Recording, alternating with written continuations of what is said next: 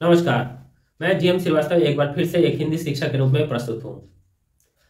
मैंने कुछ दिनों में मैं बहुत सारे बच्चों से मैंने बात किया और बात करने के बाद मैंने ये पाया कि एक बात जो आपके साथ बांटनी जरूरी है। बच्चों के बीच ये भावना उत्पन्न हो रही है या शायद पहले से भी होगी, इस पर किसी ने चर्चा नहीं किया।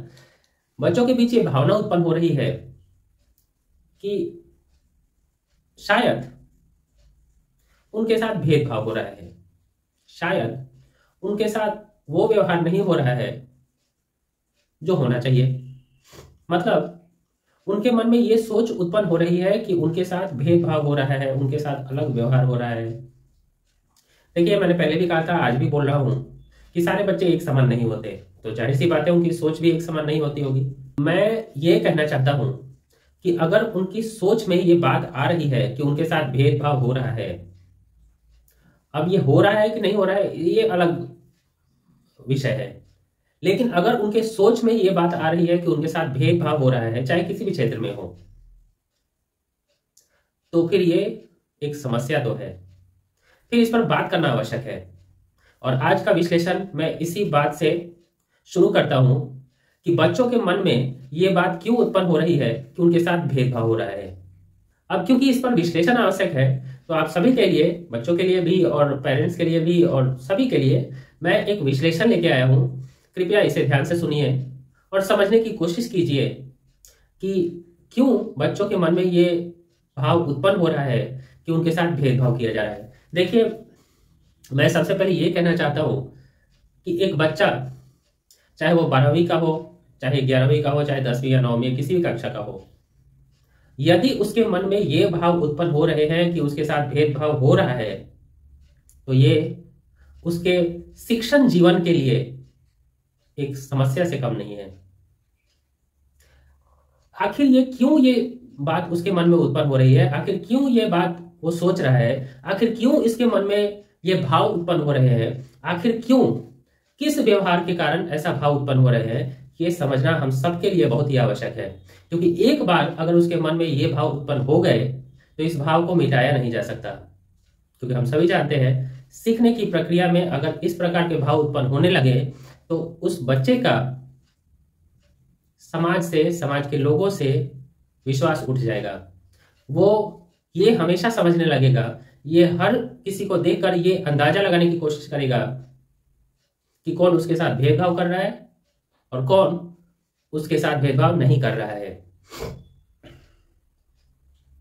मैं ये बताने की कोशिश कर रहा हूं, ये पूरा विश्लेषण इस बात पर आधारित है कि विद्यार्थी के मन में ये भाव यदि उत्पन्न हो रहे हैं तो इसका कारण क्या है, और इस समस्या से जूझ रहे जो विद्यार्थी है उसका भ्रम कैसे तोड़ा जाए। देखिए, बहुत बार ऐसा देखा गया है कि अलग अलग प्रकार के लोग, अलग अलग प्रकार के जो शिक्षक होते हैं या फिर अलग अलग प्रकार के समाज के जो लोग होते हैं, वो समय के हिसाब से अलग अलग प्रकार के से उनके साथ व्यवहार करते हैं। लेकिन ये क्योंकि व्यवहार अलग अलग प्रकार का होता है, तो इसलिए शायद हो सकता है कि उनके मन में ये बात उत्पन्न हो। अब एक, जैसे कि आप सभी को पता है, हर वीडियो में मैं कुछ उदाहरणों के साथ तथ्य को पेश करता हूं। मैं इसके लिए भी कुछ उदाहरण दे रहा हूं।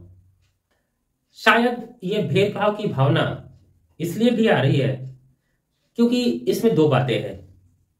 पहली बात, असफलता का डर दिखाना, और दूसरी बात, सफलता के लिए प्रेरित करना। जब हम उन्हें असफलता का डर दिखाते हैं तो उन्हें ऐसा प्रतीत होता है कि जो थोड़े कमजोर हैं या तो जो थोड़े कच्चे हैं, उनके मन में ये बात आने लगती है कि शायद असफलता का डर दिखाकर हमें भेदभाव का शिकार बनाया जा रहा है। दूसरी बात, यदि हम सफलता के लिए प्रेरित करते हैं तो उन्हें ऐसा महसूस होता है कि शायद चंद ऐसे बच्चे होंगे जिनके लिए ये बात बोली जा रही है। शायद ये कारण है कि उन्हें ऐसा महसूस होता है कि उनके साथ भेदभाव किया जा रहा है। लेकिन मैं ये कहना चाहता हूं कि क्यों ना सबके लिए सफलता की उम्मीद उनके मन में जगाई जाए। क्यों ना हम ये करें कि उनके मन में ये उम्मीद जागृत हो, या उनके मन में ये उम्मीद जगे कि हम थोड़े से पीछे हैं तो क्या हुआ, सफल हम भी हो सकते हैं। मेरे कहने का अर्थ यह है कि अगर शिक्षा का प्रारूप उन्हें प्रोत्साहित करे, शिक्षा का प्रारूप उन्हें इस बात के लिए प्रोत्साहित करे कि कोई बात नहीं है, आप किसी एक विषय में हो सकता है कि आप उतने अच्छे नहीं हो, लेकिन कोई बात नहीं है, आप फिर भी ये उम्मीद रखिए कि आप इसमें अच्छे हो सकते हैं। अब आते हैं किसी भी प्रकार की प्रतियोगिता। प्रतियोगिता यदि होती है, अच्छा प्रतियोगिता से याद आया, बहुत सारे बच्चों का कहना है कि हम लोग प्रतियोगिता में शामिल तो होते हैं लेकिन हमें पहले से ही पता होता है कि हम इसमें उत्तीर्ण या अच्छे नहीं कर सकते। क्यों? क्योंकि इस प्रतियोगिता के जो निर्णय करने वाले लोग हैं वो लोग इस आधार पर निर्णय करेंगे। देखिए, मैं उस आधार के बारे में चर्चा नहीं करना चाहता, लेकिन ये जरूर बताना चाहूंगा कि उनके भी कुछ अपने क्राइटेरिया या फिर उनके भी कुछ आधार होंगे। वर्गीकरण के हिसाब से ही निर्णय किया जा सकता है, ये मैं समझता हूं। लेकिन बच्चों को ये बात समझाना सबसे ज्यादा मुश्किल है कि यदि कोई प्रथम आता है तो क्यों आया, यदि कोई उसके बाद आता है तो क्यों आया, या यदि उसके बाद क्या आता है तो क्यों आया। उन्हें तो यही लगता है कि यहाँ प्रतियोगिता तो हुई, लेकिन इसका निर्णय करने वाले व्यक्ति जो है वो अपने ही तरह के लोगों को या अपने ही तरह के बच्चों को उत्तीर्ण करेंगे। ये सच है या नहीं है, या पूरी तरह से सोचनीय विषय है, इसकी चर्चा हम लोग अभी नहीं कर रहे हैं। लेकिन मैं यही बात दोहराने की कोशिश करूंगा कि वर्गीकरण, कैटेगराइज जिसको कहते हैं, हम लोग कैटेगरी बनाने से बेहतर है, यदि हम बच्चों का कैटेगरी बना रहे हैं तो इससे बेहतर है कि हम उनकी सोच को बदलने की कोशिश करें और हम ऐसा कार्य करें जिससे उन्हें या उनके मन में ये उत्पत्ति नहीं हो या ये भाव उत्पन्न नहीं हो कि हमारे साथ भेदभाव हुआ है। क्योंकि मैंने पहले भी कहा था, पहले के वीडियोस में आप देख सकते हैं, पहले भी कहा था कि बच्चों की सोच उनके बड़े होने के साथ साथ और भी गहरी होती जाती है। जिस प्रकार की सोच हम उनके मन में प्रारंभ में या शुरुआत में हम डालेंगे, यही सोच और भी ज्यादा विकसित होने लगेगी जब वो बड़े हो जाएंगे। और एक बार यदि उनके मन में ये बात बैठ गई तो फिर ये निकालना किसी के लिए संभव नहीं है। मैं आज यहाँ जिस विषय पर का विश्लेषण कर रहा हूं, इस विश्लेषण में एक खास बात है। खास बात यह है कि हमें किसी न किसी प्रकार से ये बच्चों को विश्वास दिलाना होगा कि उनके साथ भेदभाव नहीं किया जा रहा है। कुछ बच्चों ने कहा कि बेमतलब का हमें खड़ा करके डांटा जाता है, बेमतलब का हमारी कोई गलती नहीं है लेकिन फिर भी हमें बोला जाता है, बेमतलब के ताने सुनाए जाते हैं, बेमतलब की बातें की जाती है। क्यों? क्योंकि शायद दूसरों के साथ ऐसा व्यवहार उन्होंने कभी देखा नहीं हो, तो उन्हें ये मतलब मन में ये बात उत्पन्न होने के लिए वो मजबूर हो जाते हैं कि शायद उनके साथ भेदभाव किया जा रहा है। हम सभी जानते हैं कि माता पिता और शिक्षक कभी किसी के साथ भेदभाव नहीं करते, लेकिन बच्चों के मन में ये बात क्यों उत्पन्न हो रही है, बच्चों के मन के भाव इस प्रकार से क्यों बदलते जा रहे हैं, यह सोचनीय विषय है। अब सोचनीय विषय क्यों है? अब देखिए, एक बच्चे का अच्छा रिजल्ट, एक बच्चे का बहुत ही अच्छा अंक क्या उसके व्यक्तित्व का परिचय देता है?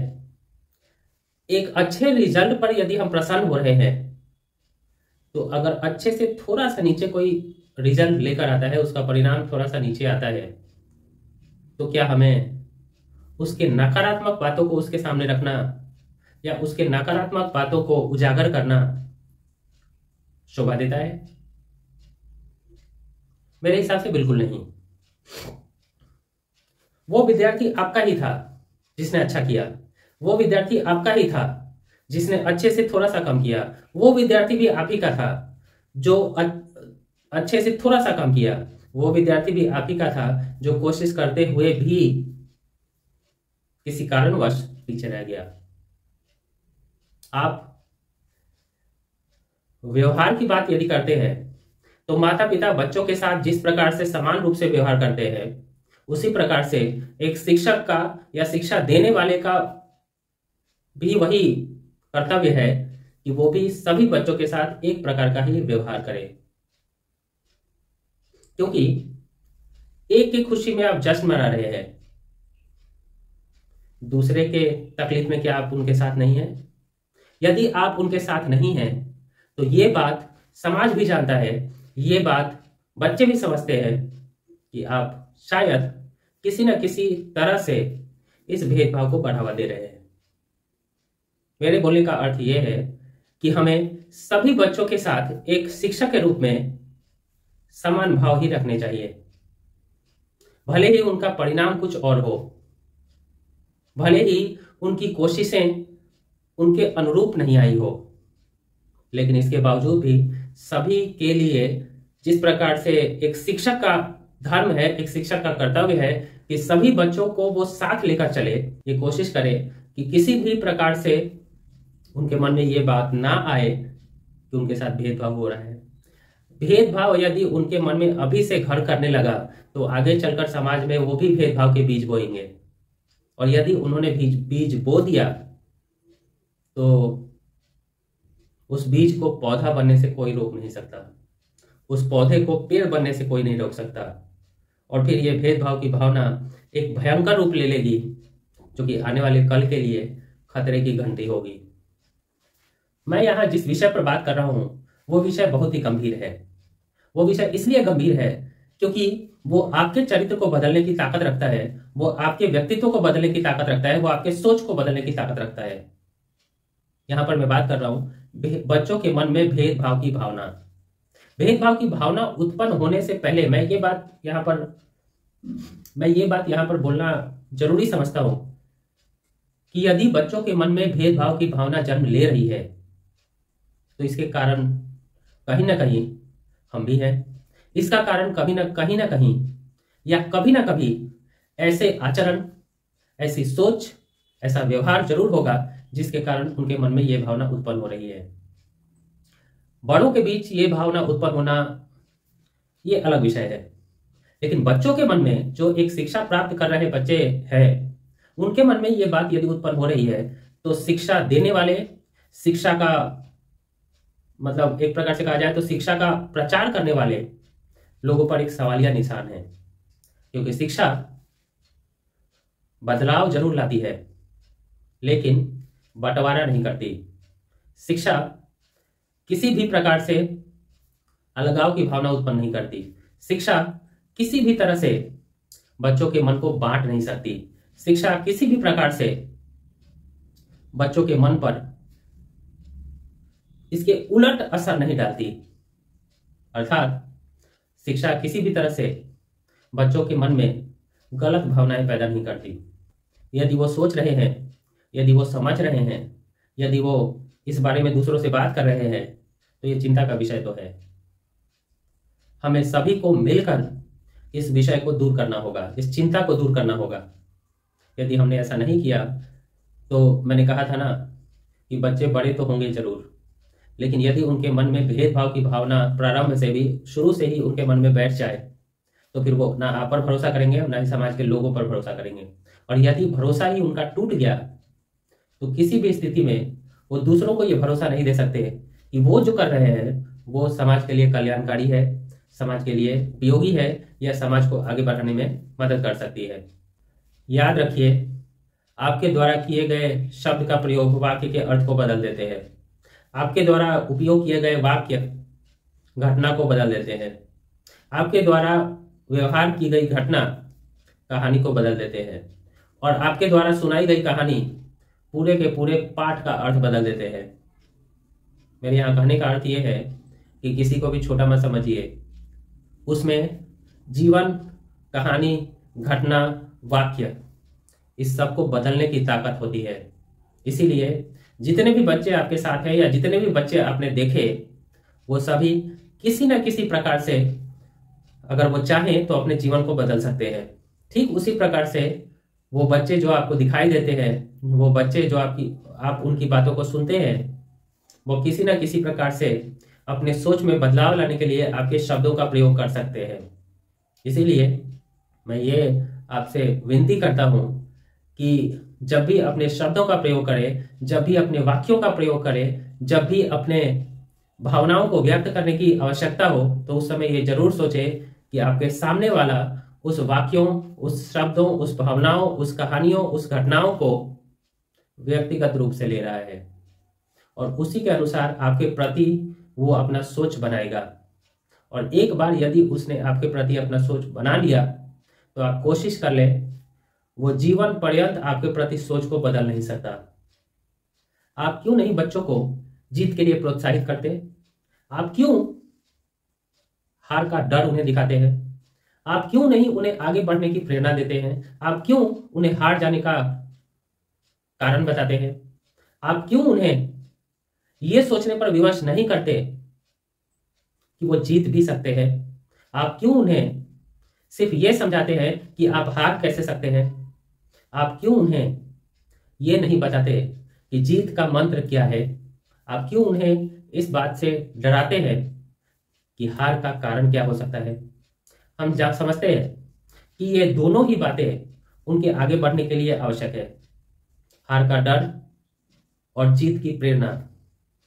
हो सकता है कि ये दोनों ही कुछ कुछ लोगों के लिए या बहुत सारे लोगों के लिए आवश्यक हो, लेकिन ये दोनों ही बातें रेल की पटरी के समान हैं जो साथ चलती है लेकिन मिल नहीं सकती।